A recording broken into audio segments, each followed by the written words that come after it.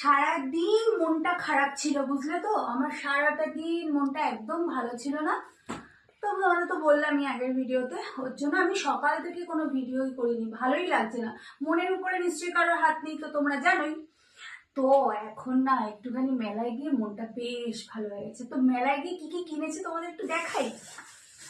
সব সংসারের জিনিস কিনেছি, কোনো কিন্তু আমি খারাপ জিনিস কিনিনি, মানে আমি অপচয় করিনি। এই দেখো, এটা হচ্ছে গিয়ে সবজি ঢাকার এই দুটো কিনেছি, যেটা আমার খুব দরকার ছিল, ঠিক আছে, মানে রান্না করে ঢাকার জন্য। এটা দেখো, আমার ছেলের জন্য টিফিনের অল্প অল্প চাউমিন করতে হয়, সেটার জন্য এত বড় ঝাঁঝরি বের করতে খুব রাগ হয়। তো এটা একটুখানি অল্প একটু ঢেলে দিলে এটাতে আমার হয়ে যাবে, ও টিফিনেই নেয় তো একটুখানি, ওর জন্য এটা কিনেছি। আর কিনেছি 3টে প্লেট, জানো তো?